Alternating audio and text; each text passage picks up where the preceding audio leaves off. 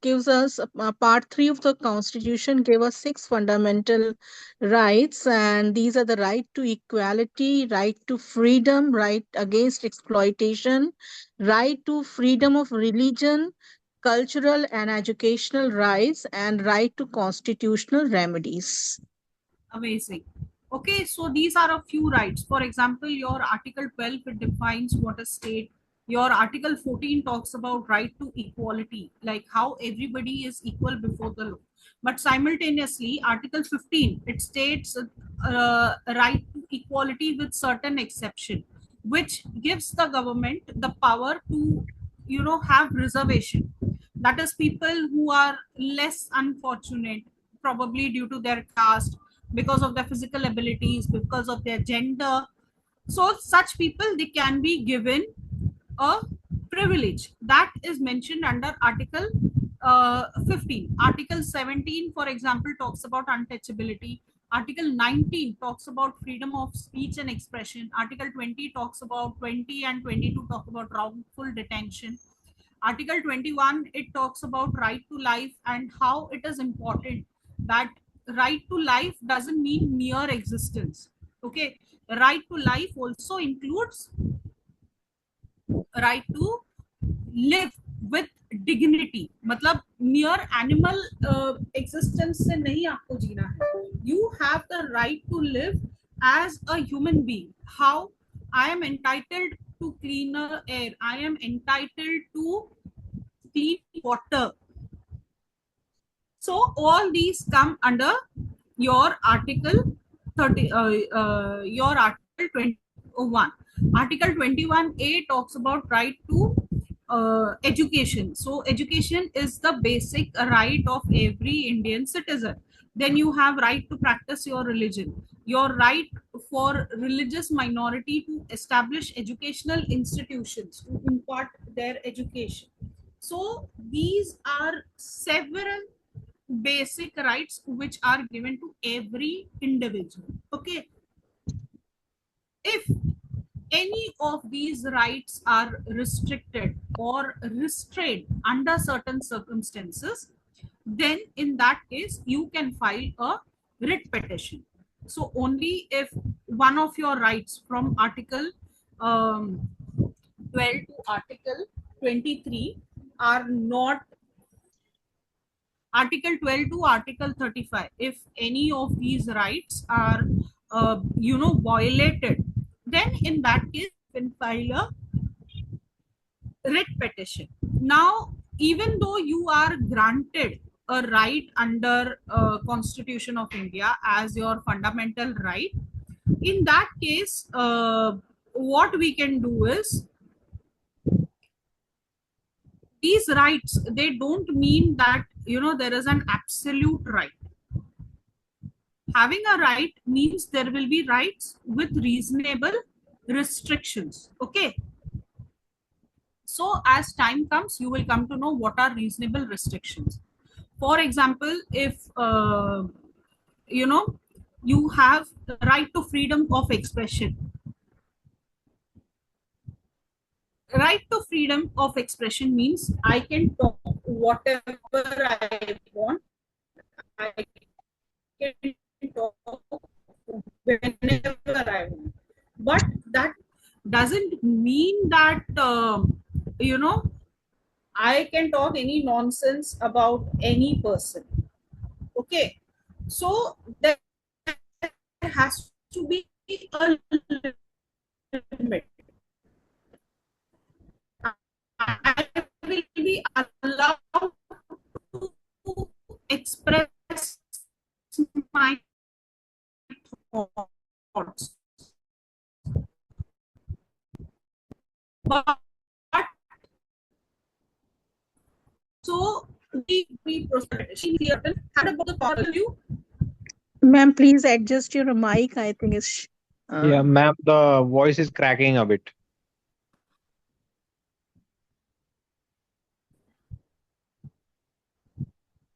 Can you Yes, hear ma'am. me now?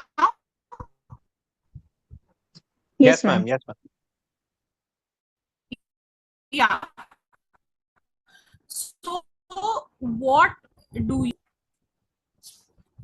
Can someone tell me what is judicial review? Ma'am, just one thing came to my mind that we have the right to freedom of speech, and Ah. in tort we have a remedy for like na manhani ka dawa. Defamation. Huh? Defamation. Defamation Manhani is bill. हाँ. defamation in English. Yes, ma'am. Ah. So, Ma'am was asking in about judicial review. So yeah, you can answer on judicial review also. So I'll tell you. So you have, that is what I said कि आपको पूरा right है, fundamental right है, but with reasonable restrictions. For example, in a few classes ago, I told you कि freedom of expression also applies to the media. ठीक है, media को जो रिपोर्ट करना है कर सकती है, बट जब ये 26/11 का टेरर अटैक हुआ था, so during that time, the Bombay High Court, it suo moto passed a blanket order that no television will cover this particular incidents that is taking place. क्यों? क्योंकि it was a question of national security.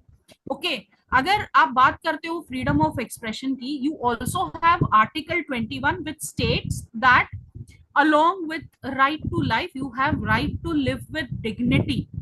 If somebody is not giving me self-respect, how am I living with dignity? Then it is a mere animal existence. No, I'm just living around like an animal.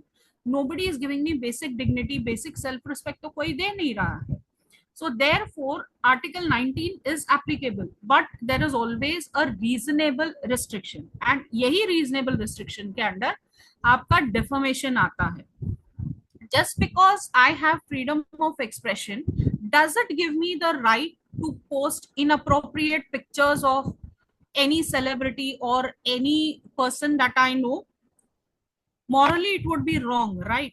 So when you talk about law, it is logic plus what is the need of the hour. Okay.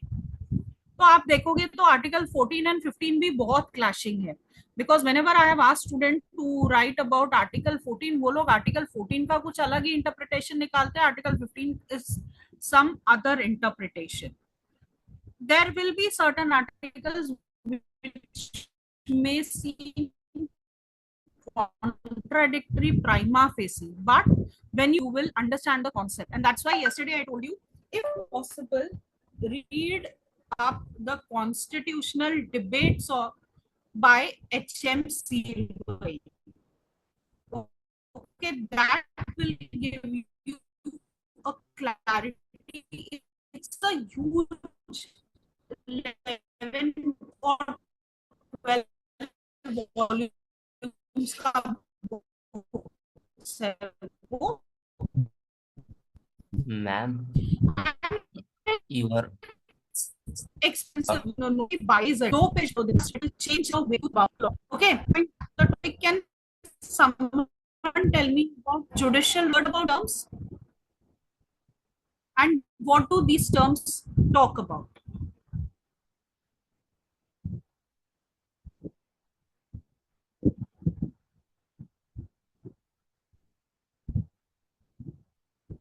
What is judicial review?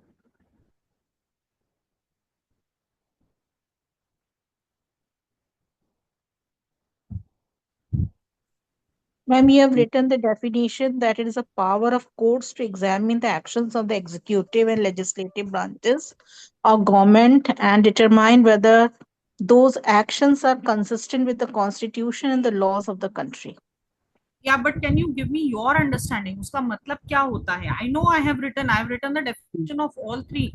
I want Ma'am, the court, to Supreme Court, sometimes suo moto takes cognizance of certain matters relating to the working Not of just government. suo moto, ma'am. Even people can approach the court to tell ki such and such law is against the constitution and it should be declared unconstitutional and ultra vires. So the court has the power to declare any law unconstitutional, and then it ceases to exist.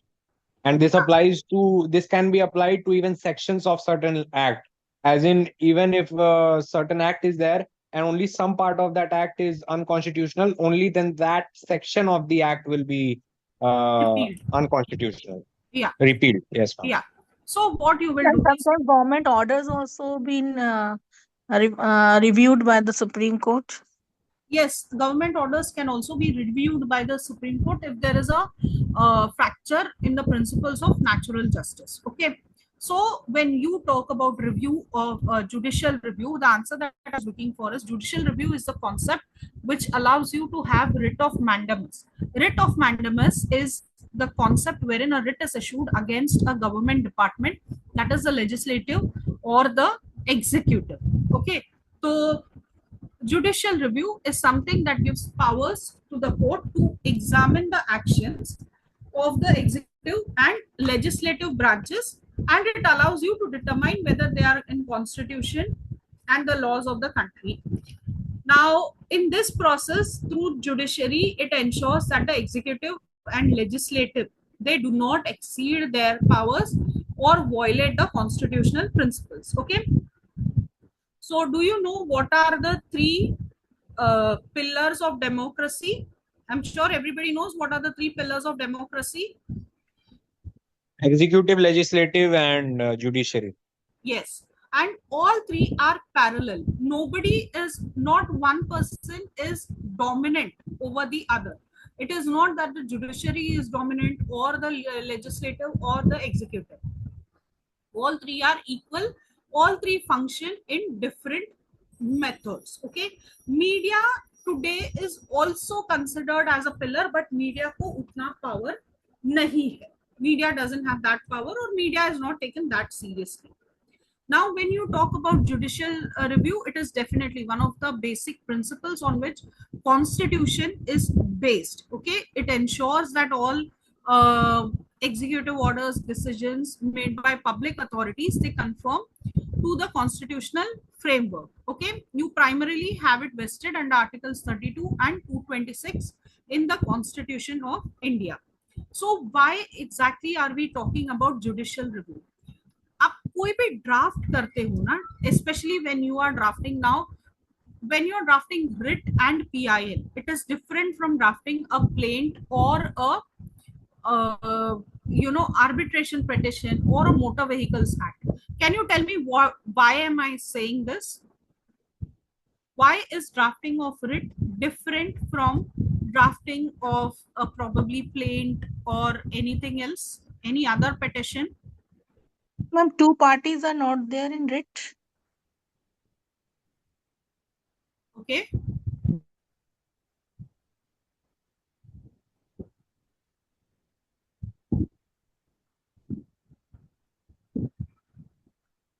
Any other query? Any other answer on why writ is different from any other petition that you file?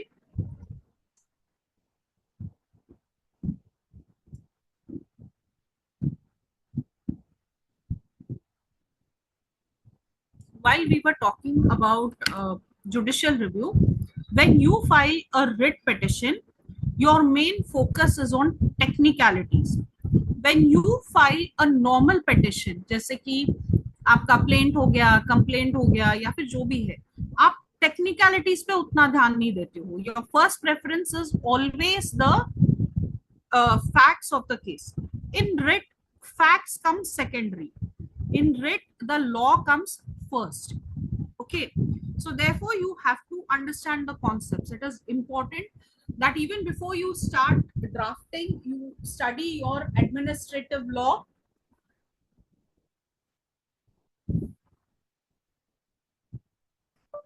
You study your basics of administrative law. You do your basics of jo bhi hai, constitution. Okay. So why do you need judicial review? One is definitely to protect the spirit of constitution. The spirit of constitution is to lay down the framework for all the laws that are existing in our country.